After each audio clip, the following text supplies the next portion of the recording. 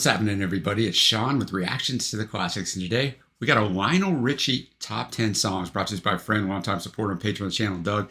Thank you, Doug. Appreciate you. Appreciate all the patrons who make this thing go. If you'd like to support us in any way, check out the Patreon link below, the patron link on the end screen. We couldn't do it without him. Now, somehow, some way, we have over 2,500 videos up on this channel. We don't have anything with Lionel. So, Doug had said he's going to a Lionel Richie concert, so I'm going to do his top 10 songs that he hoped appeared there. So, here's the top 10 songs, according to Doug, of Lionel Richie. Going through the research for this was just great for me because, I mean, I'm a child of the 80s. I was born in 1971.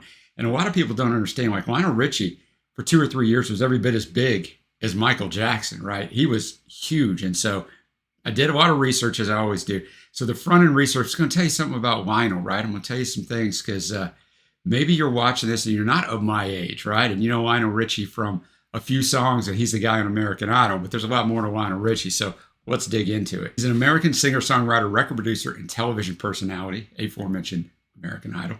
He rose to fame in the 1970s as a songwriter and the co-lead singer of the Motown group Commodores. They're not the Commodores, they're just Commodores. It's always confusing with groups like that, right? Writing and recording the hit singles Easy, Sail On, Three Times a Lady, and Still with the group before his departure. In 1980, he wrote and produced the U.S. Billboard Hot 100 #1 single Lady for Kenny Rogers. That was a huge song. In 1981, he wrote and produced the single Endless Love, which he recorded as a duet with Diana Ross. It remains among the top 20 best-selling singles of all time and the biggest career hit for both artists. In 1982, he officially launched his solo career with the album Lionel Richie, which sold over 4 million copies, spawned the singles You Are My Love and the #1 single Truly. Richie's second album, Can't Slow Down, in 1983, reached #1 on the U.S. Billboard's 200 chart and sold over 20 million copies. So first one sold 4, second one sold 20, becoming one of the best-selling albums of all time and spawned the #1 singles All Night Long and Hello. He then co-wrote the 1985 charity single We Are the World with Michael Jackson, which sold over 20 million copies. His third album, Dancing on the Ceiling, spawned the #1 single Say You, Say Me, and the #2 hit title track. Then, and this is why I think Lionel's not remembered as much as he should be, from 86 to 96, he took a break from recording at his absolute pinnacle. He's since released 7 studio albums, which I had no idea, to be quite honest with you. He's joined the singing competition American Idol to serve as a judge, starting from its 16th season in 2018 to the present. During his solo career, he became one of the most successful balladeers of the 80s and has sold over 100 million records worldwide, making him one of the world's best-selling artists of all time. He's won 4 Grammys Awards, including Song of the Year for We Are the World and Album of the Year for Can't Slow Down. Endless Love was nominated for an Academy Award, while Say You, Say Me, which is from this movie called White Nights, won both the Academy Award and the Golden Globe Award for Best Original Song. In 2016, he received the Songwriters Hall of Fame's highest honor, the Johnny Mercer Award. In 2022, he received the Gershwin Prize for Popular Song by the Library of Congress, as well as the American Music Awards Icon Award. He was also inducted in the Black Music and Entertainment Walk of Fame and the Rock and Roll Hall of Fame in 2022. Now, I just got to ask you, Rock and Roll Hall of Fame, how did it take until 2022 with this resume for Lionel again? I don't know. If you've never been with us before, the music will not be in the video, but it will be at a Vimeo link below. Let's kick this thing off. With number 10, you see it below, Easy by Commodores, from the Commodores self-titled album in 1977. So there's 3 songs in here from the Commodores, not the Commodores. Come on, Sean. Doug just included them because they are, quote, Lionel Richie songs, right? His list, his rules. But Lionel wrote it with the intention of becoming another crossover hit for the group, given the success of its previous single, Just to Be Close to You, which spent 2 weeks at #1 on the Hot Souls singles chart, now known as the Hot R&B Hip Hop Songs chart. Peaked at #7 on the Billboard Hot 100 in 1977, which is #9 in the UK. So I'm looking forward to these. I know all of these songs. I haven't listened to any of these songs in literally decades, so it is going to be a good time. I'm going to have the lyrics up as always. Thanks again, Doug. All right, Easy, from Lionel's Commodore days. That song is just fantastic, right? This is 1977. If you heard this song, you knew Lionel was built just a little different, man. That smooth vocal and just the way he sings the song. I like to pause a little bit before the second chorus because you know that's coming, and that chorus is so smooth. And basically, it's not a love ballad, right? It's a ballad of, like, he tells you in the first verse, but a lot of people don't, really clue in on the lyrics, which I totally get. You're just vibing with the song. But, he tells her, I know it sounds funny, but I just can't stand the pain. Girl, I'm leaving you tomorrow. Seems to me, girl, I've done all I can. You see, I begged, stole, and borrowed. Yeah. Oh. So he's like, I'm leaving you because you're never going to be satisfied, but I got peace with it because I know I did everything I can. And then he hits that chorus. That's why I'm easy. I'm easy like Sunday morning. He told Spin magazine in 2009 what that means. They asked him, can you explain that? Because Spin's question was, because Sunday mornings can actually be pretty rough depending on what you did the night before. And Lionel said, easy like Sunday morning applies to anybody who lives in a small southern town. Small southern towns die at 11:30 p.m. Saturday night. They roll up the sidewalks. So I kind of got that from my own experiences. That was Lionel Richie from Tuskegee, Alabama, where there's no such thing as 4 in the morning partying. It's a fantastic way to kick this top 10 off. Next up, we got Dancing on the Ceiling from the album of the same name in 1986. It's written by Richie, Mike Frenchek, and Carlos Rios. It was the lead single. Somehow we went to 2 in the US, 7 in the UK. It's a huge video, right? I mean, I was all over MTV in 1986. It does appear on several publications, worst songs of all time. It's just a fun song, man. Don't take it too seriously. It'll be all right, everybody. All right, Dancing on the Ceiling. Look, it's just a party song, right? Lionel's a great writer, and you're going to see that throughout this list. You saw it on the last song. You're going to see it on the next song. But, he's also just writing a party anthem. He's telling you don't worry about it when we're here. Let's just have a good time, man. I thought the guitar work in here was fantastic. It's just a party anthem, man. Don't try to make it more than it is. Next up, number 8, we got Truly off that debut album in 1982, self-titled. And this was his debut solo single. It's a way to come in hot, right? He went to number 1 in the US, 6 in the UK, and it won a Grammy Award for Best Male Pop Vocal Performance. All right, Truly. So I know every word of this song from way back in the day when I was 11 years old, right? But I've never read the lyrics, if that makes sense, right? We sing songs, but so like the way he's got this constructed is just a masterclass in songwriting because, I never even realized this listening to the song. He never gets to the Truly part until the 3rd chorus, right? So, it's just a love song. Look, he's telling her, Truly, you got my heart. That's basically the thing. But he goes verse, chorus, chorus, right? And it's in that he builds it. And then in that 3rd chorus, which he gets to with only about a minute left in the song, because I'm truly, truly in love with you, girl. And he just builds that in the way he holds the Truly. It's just a fantastic song. Like I said, kind of a masterclass on songwriting and song construction and arrangement. If you don't need any greater example of the quality of his hits than to know that that song was number 8, right?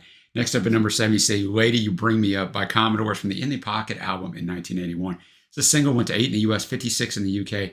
Grammy nominated in the category Best R&B Performance by a Duo or Group. It was written by Commodores member William King, his wife Shirley, and Harold Hudson, a member of the Commodores backing group. So actually, not the backing group was called The Mean Machine. Actually not written by Lionel, but Lionel sang lead vocals. It's one of their biggest hits before he left for that solo career that we just saw the first single from. So look, just a song about whenever he's down and no one else can bring him up, his lady can bring him up. And if you can find that kind of relationship with someone, you were truly blessed. But I'll tell you, this is where it was nice having a group, right? The call and response and the harmony in the background, like it was just such a well done song. It really is an uplifting song, right? You just want to get going. And that's what you want from a group like Commodore. So a great choice. And I like the way that it is kind of gone. It goes ballad, up-tempo, ballad, up-tempo. We're going to keep with that at number 6. We got Endless Love, written by Lionel, originally recorded as a duet between him and Diana Ross. This is actually his first single after leaving Commodores because it's a duet. Truly was the first solo single. Billboard magazine named it as the greatest song duet of all time.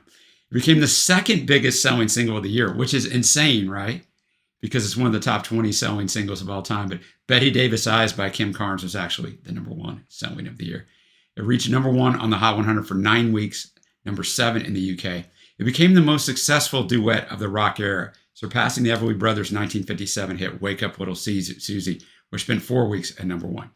Both songs spent 6 months on the chart, with Endless Love eclipsing the Everly's hit by 1 week. It is the 18th biggest charting song of all time in the US.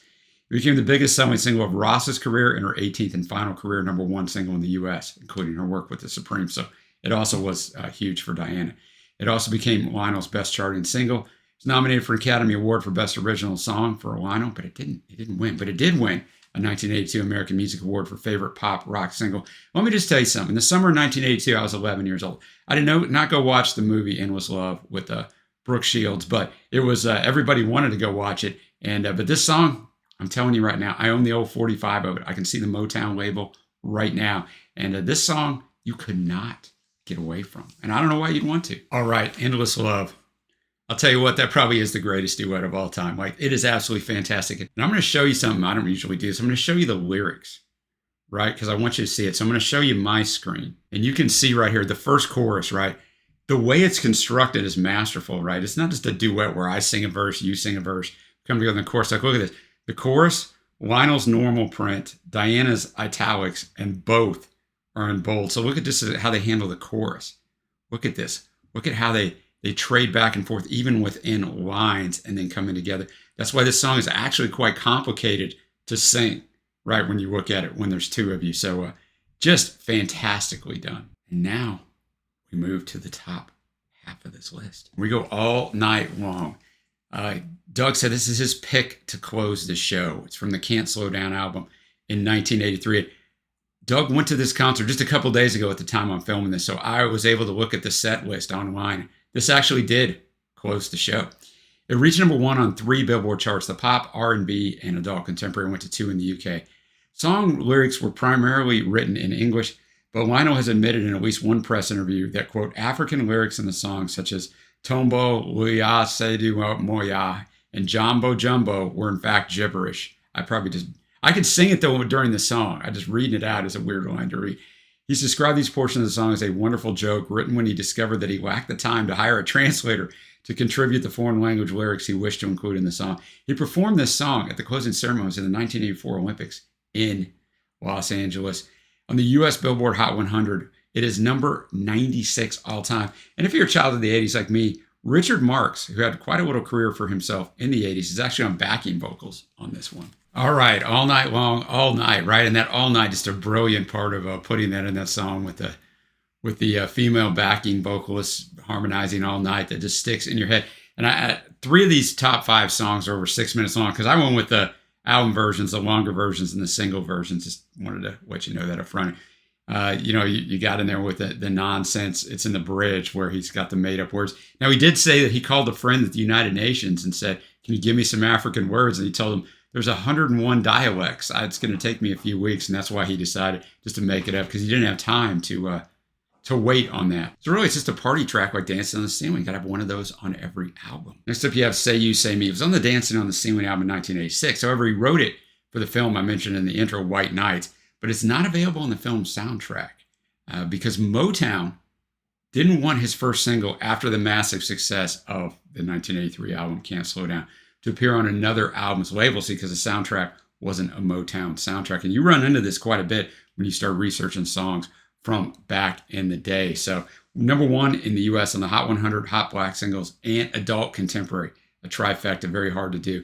Won both an Academy Award and a Golden Globe for Best Original Song, and is 94 on the Billboard Top 100 chart of all time. All right, Say You, Say Me, so well put together, right? The structure of the song. I forgot about that little change up in there, and then he brings it back down. The way Lionel controls this song with his vocals, I think, is the highlight of it. It's just a love song. You've always got me, right? No matter how bad the rest of the world goes, pretty much is what it's saying there. But even the keyboard in there doesn't sound dated, right, from this time, because you guys know you're gonna get some 80s stuff where you're like, it's instantly 80s, and it's like, yeah, I mean, for nostalgia that's nice, but too much keys, too much synth, whatever it is. But the song is just it's timeless, man. It's fantastic. Well, number 3 seems appropriate. I don't know that Doug did this on purpose, but number 3, we got the last Commodore song, which is the 3rd Commodore song on here, and it's 3 times a lady. It's a trifecta for the 3. See what I did there? Natural High album in 1978, written by Lionel. It was a Commodore's first number 1 hit on the Billboard Hot 100. It was the only Motown song to reach a top 10 on the US Billboard Hot 100 that year. Number 1 on soul and adult contemporary charts. Number 1 in Canada. It was one of only a few Motown singles to reach a top spot on the UK singles chart, staying there for 5 weeks. Now, the story behind the song, at his parents' 37th wedding anniversary, Lionel's father toasted his mother, Alberta, saying, "She's a great lady, she's a great mother, and she's a great friend." The toast inspired Lionel to write a waltz, 3 times a lady, which he dedicated to his wife, Brenda. Lionel later told the great Dick Clark, the toast caused him to realize, quote, "I haven't taken the time to tell my wife thank you. How many guys are in the same position?" Now, Lionel didn't believe that a waltz would fit the Commodore's musical style, so he wrote it imagining that it would be sung by Frank Sinatra. As the band prepared to record the album, group members presented various songs they had written. Lionel played this one for producer James Carmichael with the warning that he intended to pitch the song to Blue Eyes himself. He wanted Sinatra to sing it.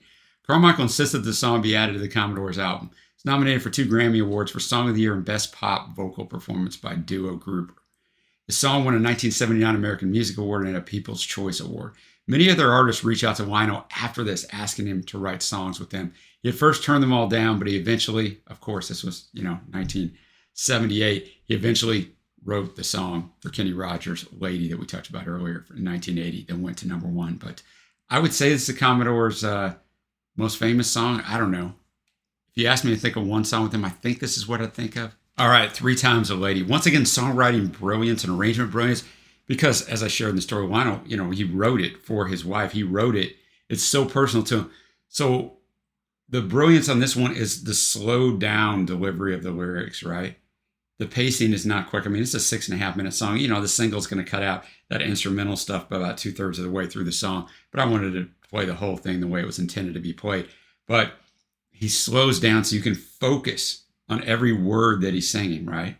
Because sometimes I come across songs that have brilliant lyrics and the artist is delivering them so fast, and it might work for the melody, right, and the hitability of the song. So I'm not saying they're doing it wrong, but you miss the lyrics and how great they are because, you've got too much going on for you to process all of it. So in this, you can just focus on exactly what he's saying. It's just a fantastic, timeless song. All right, we got 2 songs left. You See a Boy, we got Running with the Night. This was Doug's pick to open his show. It actually didn't open his show.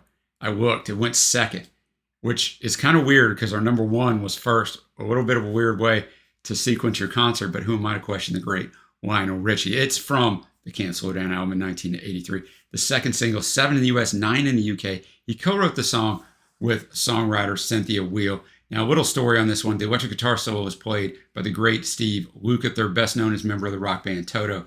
Lukather sat down in the studio and the engineer played the basic tracks of the song for him to hear for the first time so he could plan his part. As the music played, he jammed along on his instrument. At the conclusion of the tune, he said to the engineer, "Okay, I'm ready for a take." The producer replied, "That was a take." Some adult contemporary stations edited out Lukather's guitar solo. Come on, guys. Richard Marx, I already mentioned him earlier, added backing vocals on this one. And so I don't know if Joseph, one of our other patrons, is watching this, but he always manages to get in some Toto and Lukather in here. And I thought this was a great story. Lukather was one of the great session musicians, as were a lot of the Toto guys that there were. All right, Running with the Night. Sort of another party song, sort of, right? But he's with the girl and like reliving how their night out, or maybe multiple nights out, were so great. It was just them and they were kind of conquering the town. I don't know how you would edit the guitar out of this, right? Lukather's guitar really adds to this song, right? I'm not going to say it's the highlight. It probably is the highlight of the song, but it's just another song that's well put together, and it really should open up a concert. I don't know if you're listening, and I'm sure you are. And switch up the order, maybe. Just think about it, because we got our #1, which this actually opened up Doug's show. We got Hello from the Can't Slow Down album again in 1983. You're starting to see why these albums were massive, right? Third single reached #1 on 3 Billboard music charts. Again, the pop chart, the R&B chart, and the all contemporary chart. #1 in the UK for 6 weeks. It's memorable for the line, "Hello, is it me you're looking for?" Right? I still think of that sometimes when someone says hello to me, right? That's how these things stick in your head. The phrase started the song's composition as when James Anthony Carmichael visited Richie, the singer greeted him that way, to which Carmichael replied, "Finish that song." Richie initially felt that the song was corny, but ultimately, by the time I finished the verse, I fell in love with the song again. #1 on Doug's Lionel Richie Top 10. We got Hello. All right, Hello, #1 on Doug's Top 10 Lionel Richie songs. The song is so well arranged, right? There's electric guitar, acoustic guitar, there's Fender Rhodes on here, piano, some other keyboards. Like, it's just so well done. And I like the writing on it. I like the story of the song because it's unrequited love, right? He loves, whether it's a colleague, a friend, I don't know, but he's too scared to tell her. And the song also has a great video, as many of these songs do, because it's the 80s and you better put out some good videos, right? All right, now we come to my favorite tracks. And I'll tell you what, this is one of my favorite top 10 lists that I've ever done. And I have no idea how many top 10 lists I've done. It is an insane amount by now. And the reason why is oftentimes when I do top 10 lists, maybe I know a song or two, or maybe I know half the list. Sometimes I don't know any of the lists. And all those scenarios are fun. This one, I knew every single song, right? But I hadn't listened to them in forever.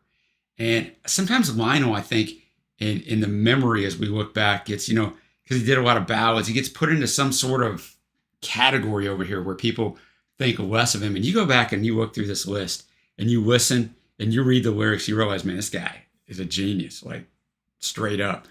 So picking the top 10 was really impossible. At first, I just had all 10 songs. So I had to pause this for a second and try to narrow it down.